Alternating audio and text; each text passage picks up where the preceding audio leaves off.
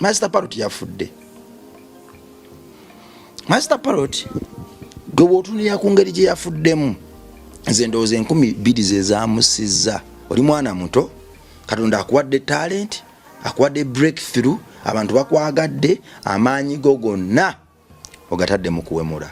Katonda akuwadde amasannyalaze, akuwadde amaanyi, following yo ogikozesa kuwemula, kufutyanka, kuvoola, kwefuula atalaba kiro, kutamiirukuka, kuganza bakazi ono n'oli. Kakati okuwemula kukuza numbers zitali za buvunaanyizibwa, naye ate kutujjako buli muntu yenna obuvunaanyizibwa eyandikyusiza obulamu bwaffe. Ebyenge byonyala bikubulira mu mubiri, ebiyagayaga n'ebirala. Tolowooza nti omubiri guno lwazi, nedda. Gwe buli muntu gwasigala gwonywa gwemanya nti okutandika n'emyaka 4 gwina okudda.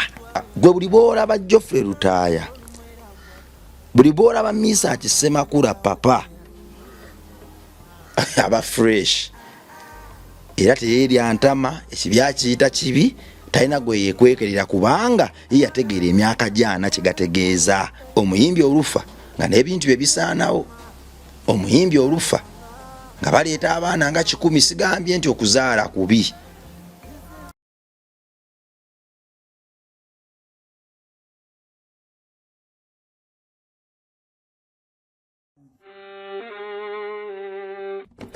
Sebo, nyabo, mwana wa Katonda wenna ali eyo. Eno yera Bongo Charity Foundation. Tukola art for charity. Nga tuyita mu bitone ebyenjawulo omuli okusiiga n'okukuba ebifaananyi, okutonaatona ebisenge ne art. Nga jjayo endabika y'ekifo. Tukwaniriza n'essanyu kasitoma waffe oyagala kugula art waffe oba oyagala gwe mwennyini tukusiige mu bifaananyi. Olina omwagalo awo oyagala kumutonera kirabo nga kuliko ekifaananyi kye. Tutuukirire wano ku Bongo Charity Foundation. Buli lw'otuwagira ng'otuwa omulimu oba ng'otugulako ati waffe mwe tufuna obuyambi obulabirira n'okusomesa abaana abato okuva ku streets ez'enjawulo abataliiko alabirira. Bire ku namba y'essimu noti 7 noti 346 827. Le Bongo Charity Foundation tukola art for charity. Come paint your legacy with us. Amataba ge gamu agasaanyaawo abalala mu biseera by'omulembe gwa Nuuwa, ate era ge gamu agayimusa eryato lya Nuuwa ne liseeyeeya. Amataba ge gamu agasaanyaawo abalala abaasigala ebweru w'eryato, ebisolo, ebizimbe n'ebirala.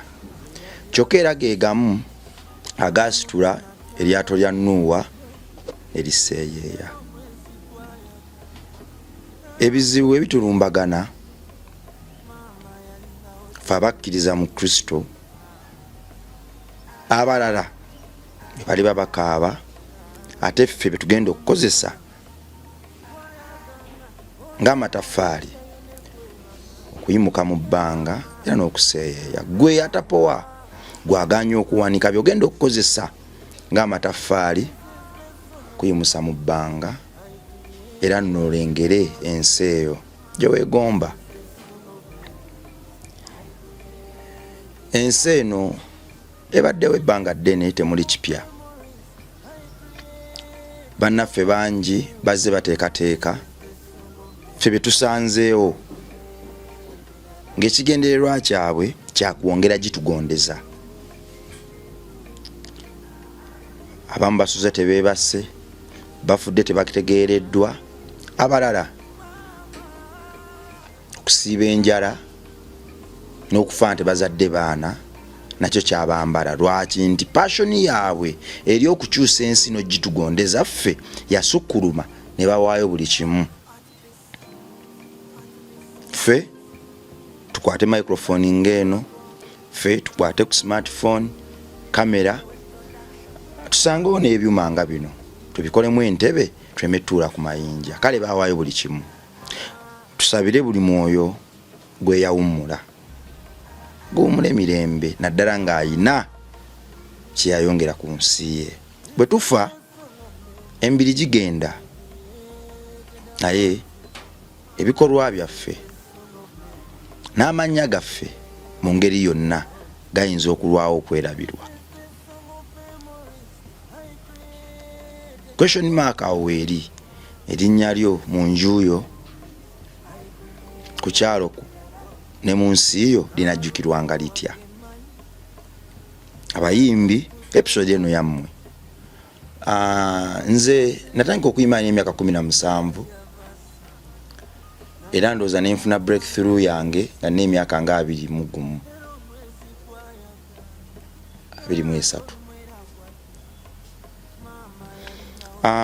mukaweefube okupromoting endongo yange nze no nava ku street kwe nasulanga ku street okwe nasulanga sayina mukisa wadde n'ogumu wabula nakwesanga ekitone kyange ky'okusiga ebifaananyi n'obitembeeya mu bapresenta abaali balina okunyamba okutumbula ekitone kyange. Ebifaananyi ebyo nabibawanga banyanguyizanga omulimu gw'okkuba endongo yange. Ku myaka emito natandika fashion gye bayita ebirangirangi era nagikubamu ndooza yali gye najjamu hiti yange yasooka ey'oluyimba luno. Oluyimba olwo nalukuba nina target era ng'okweyana kwange kwa kutumbula art na kwongera kuyimba ku langi na kutunda fashion yange wadde nga yalimu mistakes nyingi nga bw'ogirabye mu oluyimba naye kutumbula ezo engoye ze nali nkola kuba nali ndabye nti banange bangi bali batandise ozingulako bali batandise ozeegomba kati nayimba oluyimba olwo nali njagala lukozesanga nkwaso kwongera okumaketinga talenti yange ebifaananyi n'engoye ze nali nvumbudde n'erinnya lyange okulyawula ku balala. Katonda yanyamba lwakolako kye lwakola era ddala ekigendererwa kyange kyatuukirira ky'abantu batandika okwambala engoye ze bamansiddeko langi era n'abantu bangi nnyo erinnya eryo ne libayamba nakati okubanga bakyalya. Nebaza Mukama olw'ekyo. Gwe muyimbi ayimba essaawa zino kino kitegeeza ki gy'oli? Music kawaani, music vako. Njagala kozesa olulimi lutugenda otutegeera ffenna. Music kawaani, music vako naddala wano e Uganda. Lwaki njogeddewo entyo? Nti wano music waffe tetunatuka ku level emanya ngeri ya mulyamu ate nga kikyali kizibu. Nze bwe natundira music wange ne bye nayimba ne ndowooza ku Moses Fred engeri gye yafaamu ne bye yaleka Paulo Kafero n'abalala nakitegeererawo ne ngamba nti kakati olw'okuba nti music yakuŋŋaanya abantu batukuŋŋaanirako ffe kye tulina okukola kyakuturning those numbers into capital. Twongere tutumbuule endowooza zaffe n'ebirooto byaffe olwo tukyuse ensi zaffe. Nze we nateekanga music we nateekanga ebifaananyi we nateekanga music we nateekanga ekirooto kyange ekya ak'obuntu okulabanga Munnayuganda ayiga okubeererawo Munnayuganda munne abaakuŋŋaanwanga olwa music ate baddangayo n'enjiringi bawadde. Abakuŋŋaananga olwa music be bampanga emirimu gy'okusiiga ebifaananyi era be bazze bannuŋŋamya mu buweereza buno obw'okuyamba omwana w'eggwanga n'okubuulira abaana b'ensi yange nti nedda ekimala kimala naffe abazungu bye bakola tusobola obbikola. Save my music. Save my music. Ngenze nkyusa brand yange paka ku nnyimba nga zino.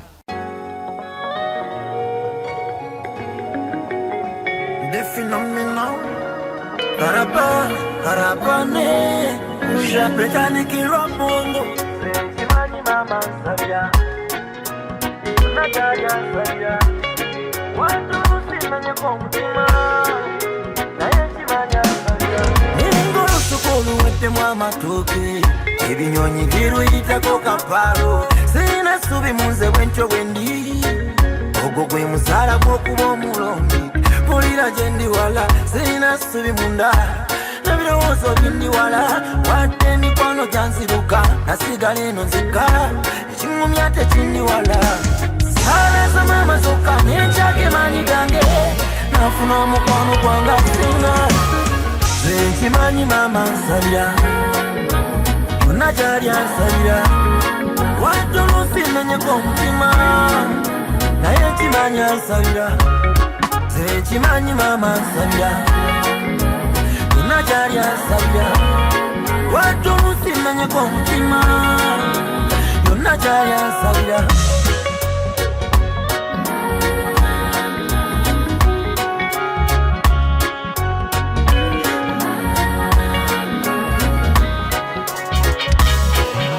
mpita mu bizibu eno gyendi wazibu naye ngumira ku mukwano gw'amagero abeerawo ne bwe mbula ng'omuddo mu muzira. Ennyimba ng'ezo nze nakimanya tezijja kumpa ssente naye olw'okuyaayana kwange nazongera mu kaliya yange nyongera okugumiza eddoboozi lyange. Kikyentegeeza nti nze nakizuula nti eddoboozi lyange n'ebigendererwa byange ebiri emabega wa musiki wange bye bijja okunnyamba okumalako obulamu buno, kubanga nakizuula nti musiki yankuŋŋaanyiza abantu naye ate simanyi ngeri yamufunamu kuba natuka ne ku extent nga sikyagala kuyimba mu mabaala nga gampa obuzibu ate nga wano main income gye tuyina kakati kusabiriza na kuyimba mu mabaala Luseke na kuyimba mu mabaala bw'oba toyimbye mu bbaala olina kubanga okuba bagagga Luseke ate nga awo sisobolawo. Master Parrot yafudde. Master Parrot gwe bw'otunira ku ngeri gye yafuddemu nze ndowooza 2,000 ze zaamusizza okutali musango era tukimunyenyeza. We yabadde alaga booda yabadde ya 5 mbu yabadde ya 7 mbu tusinzira kuwa booda oli yabadde ku scene ngo musajja watu alina 15,000 mu nsawo n'asalawo atambule ekiro atambuleko ekitundu ky'olugendo atuuke wenamutwalira 5. awo nno mu kusala oluguudo emmotoka yamukubidde n'emutta. Obulamu bw'omugenzi bwagendedde ku 10 mmeka kitali kibi. Gwe muyimbi munnaffe ali eyo yigamu ki? Tutunulira nnyo bannaffe bangi okutuyamba naye ensi eno okuvira ddala mu lusuku Eden buli omu yeefaako yekka naddala ng'akyayina embala y'ensi okuggyako abo abatinya abalonde era ababa bannabbi mu mirembe egyo abalowooza ku balala naye abasinga enjiri eno tuzajjibulira bannaffe nti tekikoma ku famire yaffe zaffe na mbuto zaffe tekikoma ku baana baffe wabula kirina okugendera ddala ku nsi yaffe ne mu ggulu wadde ng'enjiri eyo tugibulidde naye ekyali nteekula bukuzi kakati mu kaseera nga kano bwe weefuddeko otya. Muyimbi munanga ali eyo oli mwana muto Katonda akuwadde talent akuwadde breakthrough abantu bakwagadde amaanyi go gonna ogatadde mu kuwemula kanki kugondeze gwe mwana wa Katonda bwe nakuba oluyimba luno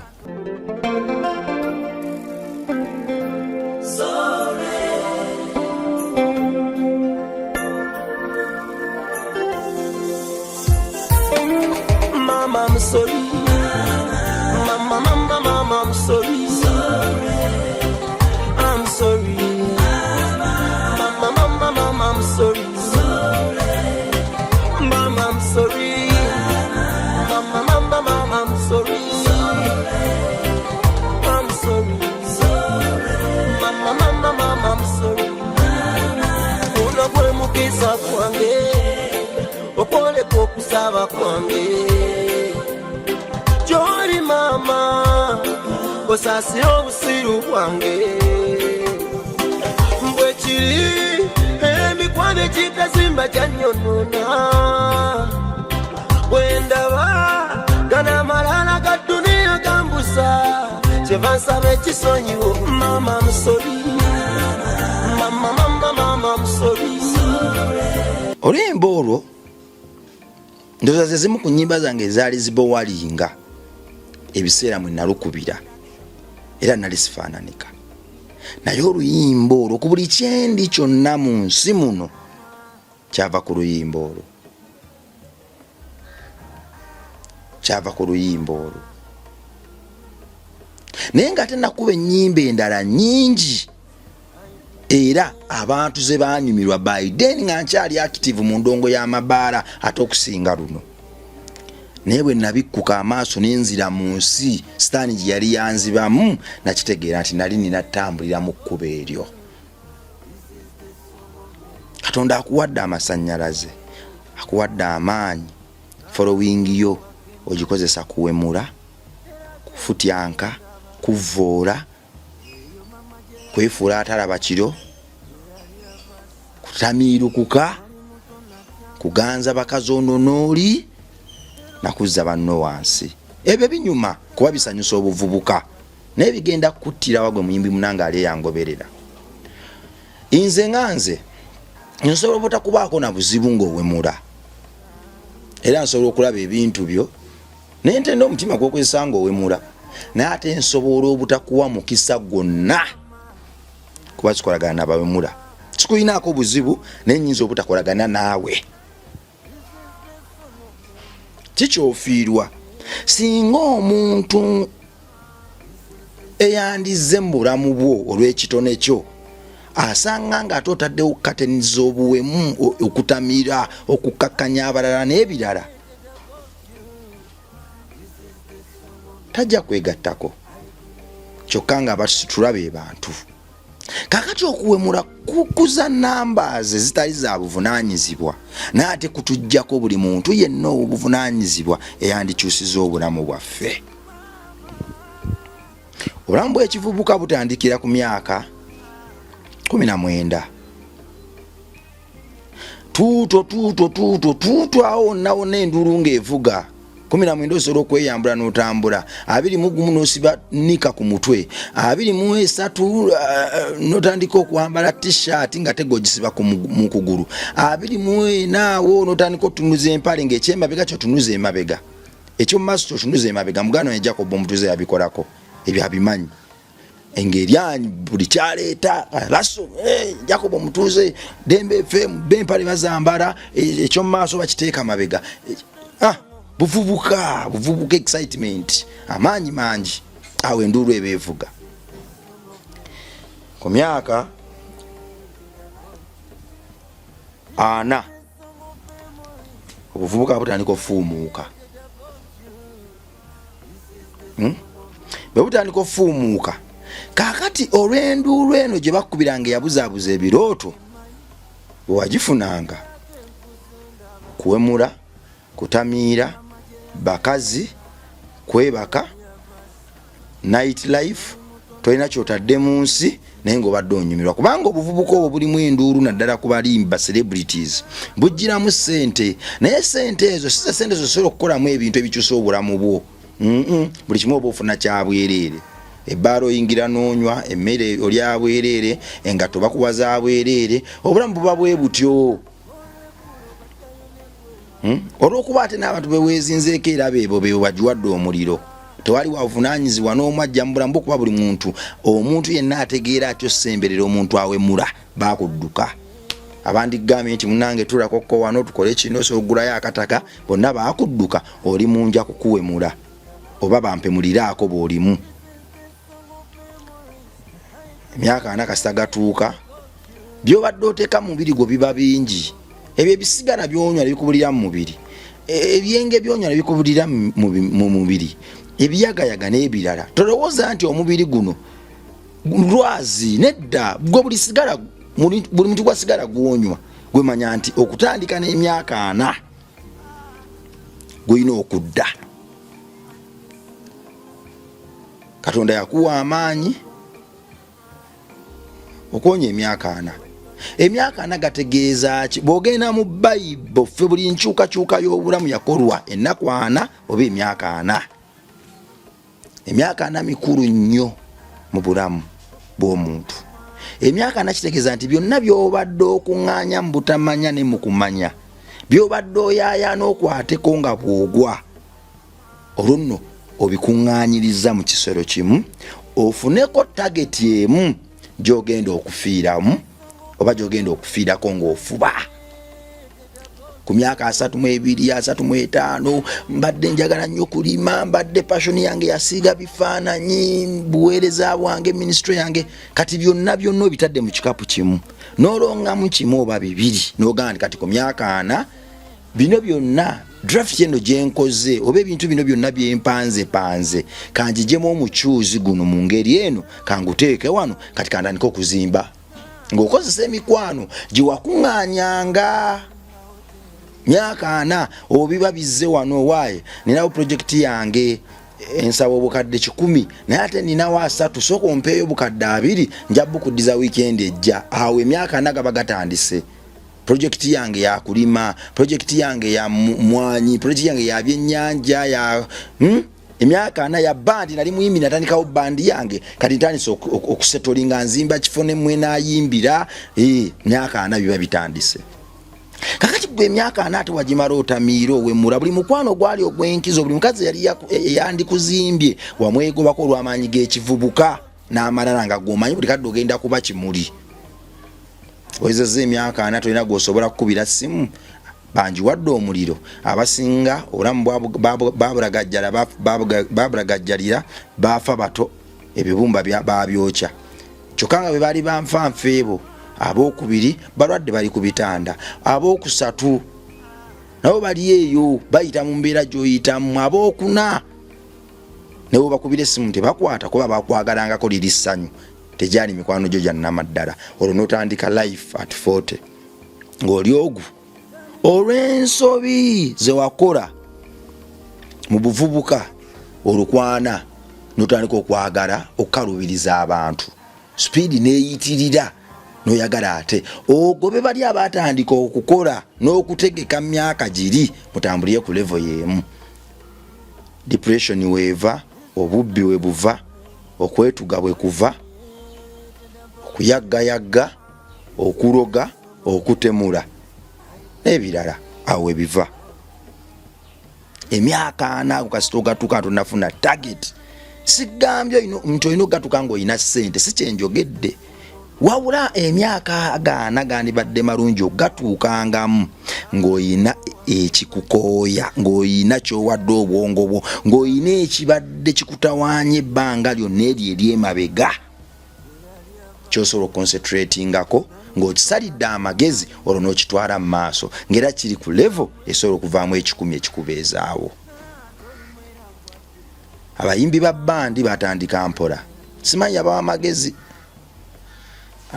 Uncle Geoffrey Rutaya batandikira mu Ziddabani dance floor Papa Misa Kisemakula Baruna Mubiru bakoze ebintu byabwe naye waliwo nali ntudde kakati nga mpulira omuyimbi wa rwago omu bambi abageya ogamba bali abatembeyi bakakyere kati baraga mafini banafi abayimbi ba bandi bana bali batandise okuyingirira business endala bazigatte ku music nga bono basensinze nti music wano walaze tutandise okukoowa abaana batusinga speed bajja kakati fe tukoze tutya ne batandika okuyingirira business za hoteli zaaki kakati era nga botula ne balaga mafini bagamba ogamba oyogera ku bali bakakyere abatembeyo omukyera abafumbi b'emmere wamaze okuyitawo bbanga ne tulabanga gwe buli boolaba Geoffrey Rutaya buli boolaba Misa Kisemakula papa aba fresh era teyerya ntama ekibya kiyita kibi talina gwe yekwekerera kubanga yategeera emyaka gyana kyegategeeza abajereganga kakati essaawa zino munnange buli kadde gende wa Misa buli kadde gende wa Misa okuyimba family abanajje ewo n'abakolera ki tojja kubagoba kuba oli taata naye tubayambye tutya obutaba na rifaali ezo mu bungi gende wa Misa tubayambye tutya sindowooza ke kaseera tufuneyoko amalowoozi nga gano nga tubulira abayimbi bannaffe bangi batugenzeeko. Omuyimbi olufa nga n'ebintu bye bisaanawo, omuyimbi olufa nga baleeta abaana nga 10. Sigambye nti okuzaala kubi, naye otegese oti emyaka gye egy'obuvubuka paka ku myaka 4 woyina okutandikira okusiba bye wategeka kubisibira mu mugugu ogwawamu, otambule nagwo paka ku nkomerero y'ensi. Ogenda ku papa sport olwaleero jasangayo abantu abajja towe bamugamba jali emmere ya bwerere, owe bamugamba ali ya bwerere, oyo ajja papa namuwayo emmere namuwayo n'akatwalo. Tetugamba nti papa misa Semakula banka mwera sente alina wazinoga naye ate anaakola ki? Tetugamba nti okutuuka mu myaka 4 tutasobola kwegulira mmere kikolima era kive, naye ate n'okukyogerako embeera ekoozinga ebyo nakyo kikulu. Nti gwe muyimbi munnaye Katonda gwawadde tutumu amaanyi, lwaki tokozesa amaanyi ago okubaako n'ebirooto by'oteekawo okusinga okubikozesa okuwemula, kutyoboola abakulembeze, okusiba balance empale n'ozisibira mu bisambi, okukuba eŋŋuumi n'okukakanya banno. Nze mbadde mmanyi nti nze omukisa gwe nnina Katonda kumpa bangoberera wano, wentundira ebifaananyi byange nti gwangoberera nsiiga ebifaananyi era nsiiga omwagalwawo nga bw'ali.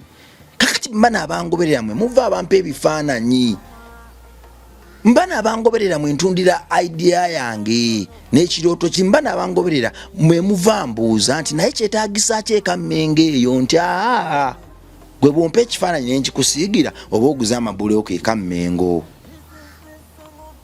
Olabye fan base yaffe bwe tugikozesa okuzimba ebirooto byaffe, naye ddala gwe ne oba oyogera eri abawagizi bo oba ogeranga gwe mukama, kugamba oyogera nabo nga gwe mukama waabwe, tebakulimbanga tobanko mukama w'abawagizi bo. Abawagizi bo be bakama abo. Gwe omuwagizi wo bw'omukyawa n'omuleka tasalwa, afunayo substitute yawo mulala, naye ate bw'akukyawa n'akuleka osalwa kuba tosobola kaka muntu mulala kwagala mu ngeri gy'abadde akwagalamu. Choice eriwuwe. So tanko kuba abawagizi baffe ekitiibwa. Olaba omuntu ng'ali mu following ye akakadde kamu abantu gye bamuzimbidde ng'awemmula buli amusindikira message awemmula bw'ali amayirungi bw'ati yenjagaba omubiri ogwo si kyuma. Tugenda kunenya abantu nenga tunya baweerere nga tetunakola kintu na kimu. Soke tulowooze ku mibiri gyaffe gye tukapika ebiragalagala gwe buli muze gwonna ogutomera, buli muze gwonna ogutomera. Balese nenjaga ene empya ice kampuli wekuba balese amayirungi kano kana kakayirungi ka Kongo kampe tompisa ka Kongo panange kana kayirungi ka Tanzania mpa Tanzania. Buli kimu kitomere bintu ebimu oba si buli kimu nti kirina kuba kyaffe, si buli kkubo nti tulina olitambula oba si buli lugendo nti tulina olutambula. Nedda engendo ezimu tuzeerese ku lw'obulungi lw'obulamu bwaffe. Gwali mu house party eno, gwali ku mbaga eno, gwali ekiro gwe wuyo, emisana gwe wuyo. Zezo n'ensonga z'owulira nti bantutte mu house party bwe bampadde soda nagenza okudda engulu nga bansiyaze. Si buli lugendo nti olina olutambula, si buli mmere nti erina okukusika. Gwe buli waba emmere mulyankuzibwa biki pajja kubawo obutwa. So kati ensi yaffe anna kale nze nzikiriza tukyalina obusobozi obukyuka n'obukyusa, naye ate nze nange ayogera bino sinza asinga okutegeera wabula ebadde endowooza yange. Gwe tekulumya omutwe n'ogamba nti Katira Bongo ayogera atya bw'ati. Eyo ndowooza yange ng'olaba nti byenjogedde ku myaka gyange bigattako era osobola obbiwulira. Gwe mukulu wange oba muto wange nobaako nekyobijjamu osobola okubaako n'engeri obitetenkanyamu. Bw'owulira nti tebikola makulu gwe bino bireke, tojja kubitegeera, si bibyo. Naye bayimbi bannaffe mwegendereze. nali nyumyako ko ne mukwano gwange manyi ebisere bisinga nfuba nnyo okulaba tiwakiri mu wiiki emu mbaako n'omuntu ansinga obukulu myaka kwentuukirira nennyumyamuko naye either ntukuba mu lwali oba nempuliza ku mboozi ze naye nga nkyagala nnyo buli wiiki olunaku olwo lumu. Mukwano gwange omu twali tutudde tunyumya nangamba naye oba music ono omuyimbi yani mukoledde emyaka 10 namuwe emyaka 10 mbulamu bwe kasita emyaka 10 ezo gigaana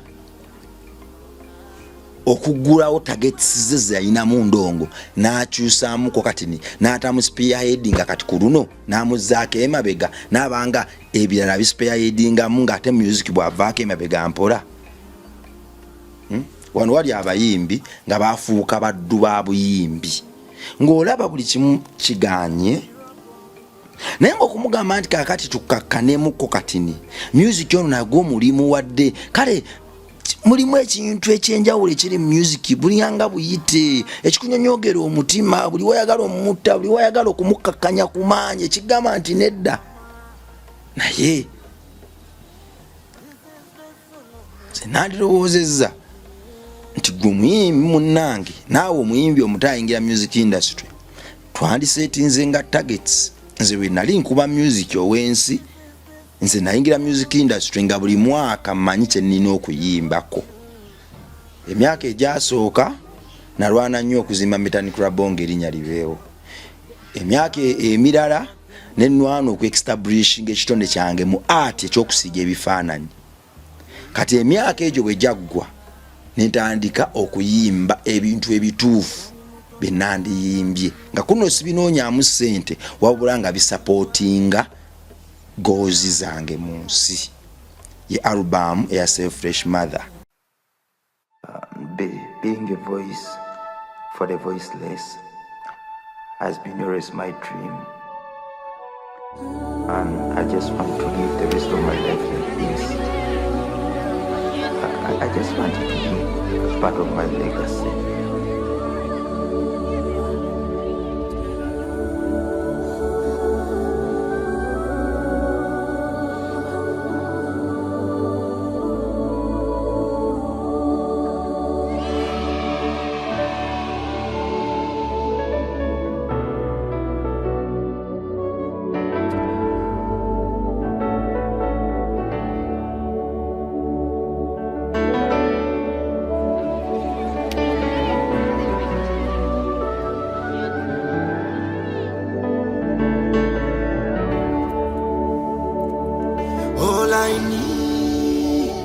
His love and compassion. Mother, you are my best friend. All I wish is love and understanding. Father, we are a family. When I see you fighting, conflicting, makes me sick. Mother, father, can you find a better way? Don't wanna be a victim like those kids I see on streets. Mother, father, can you find a better way?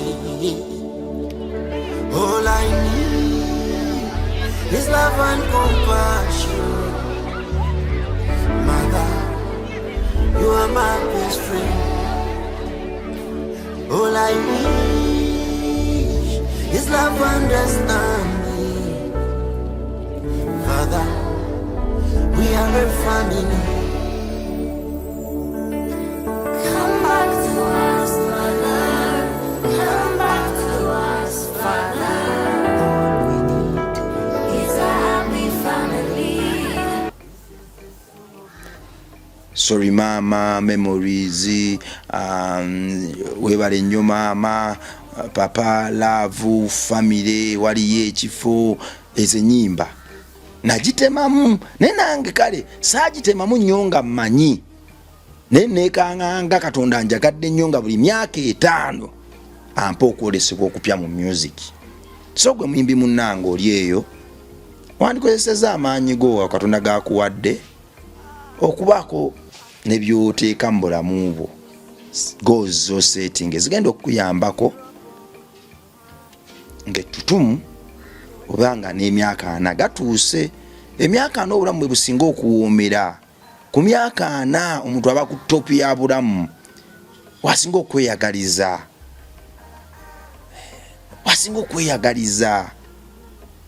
aba darling ku myaka 4 banna emyaka 4 giwooma naye gikaluba nnyo nga buli kyewandyetaaze jjo giwoome tokiyina mu bulamu.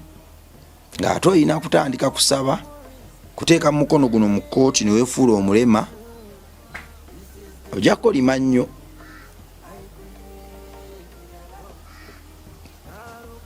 Tuli mu kuzimba Kamengo, tugenda tandika okusereka, tujja kukomawo n'enteekateeka eyo. Buli bw'otuwa ekifaananyi oyambako Rabon Charity Foundation okubeerawo. Buli mwana wa ku luguudo yenna tugenda mujjayo, era nze nzikiriza ti enkyukakyuka gye twagala eri mikono gyaffe. Tukoye okulaba abaana batakwesa Katonda kitiibwa, obwana obunywa ebiragaaragara bambi ne bukuba abantu ne bubatta. Tukoye okukomanga mu kusaasira n'okusasula amabugo agaba bagenze. Kakati tubyenyigiremu akaana aka akakuba omuntu akatayimbwa kamubbe ne kamutta, tukageme nga kakyali fresh ku luguudo olwo tukajjeyo. Nzawo nno we nayimirira ne ŋŋamba nti kimala ensi yange neetaaga nnyo. Obuweereza obwo kwe kubutandika. Essomero lyaffe lyeryo erita ku screen gwe bw'otuwa ekifaananyi osobozesa obuweereza buno okubunyweza. Tugenze ku record nti Rabon Charity Foundation ye foundation yesoose okukola bino nga terina muzungu n'omu gwe yali ewandikidde ebbaluwa, kubanga ffe twajja n'enjiri egamba ti ekimala bye bakoze babikoze, babbye nnyo emikisa gyaffe, kubanga akuwa abba buli ky'oyina era atwala buli mukisa gwo. Kandi tugamba nti naffe kyekiseera tukomyewo emikisa gyaffe gye baatubbako abazungu awo, naffe tutandika okugaba tukyekolere. Gwe omwana wa Kintu n'omwana wa Nambi osobola ddala okukikola nga tewali muzungu n'omu gw'okubidde essimu, kuba Katonda waffe ffenna y'omu. Nze nzikiriza Rabon Charity Foundation egenda gejja, era ye foundation egenda okusooka donatinga n'abazungu. Tugaye tuva wano nga Rabon Charity Foundation tugenda mu America donatingira baayo. Tugenda kukikola era nze nzikiriza nti omwoyo gw'empulira tegunnimbangako. Beera Rabongo okukyalo okwo, beera Papa Misa Semakolawo okukyalo okwo, beera Geoffrey Lutawo okukyalo okwo, beera Spice Dana okukyalo kyo. Abantu abo tobatendera eyo gy'oli, naawe tandika ebikolwa byabwe ebirungi ku kyalo kyo. Beera Wembulemo w'okukyalo kyo. Teweetaaga kujja ku Rabon Charity Foundation buli kadde kukyalayo kulaba baana baayo, naawe tandikawo ko ka branch awo. Mbe ate nga nange bwe njijako ewuwo ne nkukyalira, nange ne ndetayo ko ku ngoye. Singa tuba buli omu buli kyalo tubaako n'omuntu alinganga Papa Misa Semakula, aliyanga Tani Rabonga, aliyanga Spice Diana, aliyanga Wembulemo, ojja kwesanga nga tewakyali muntu alina kubonaabona, era nga tewakyali muntu alina kuwa nsonga ze zonna tima wabanga alina kuziwa kwagala. Nze nzikiriza nti ensi yaffe twetaaga, era bwe tunanywerera ku ebyo bye twetaaza yo okugenda mu maaso tujja tuuka mu nsi ensuuze nga ffenna tukyali bana. Mukula tuna n'ensi yange mweraba.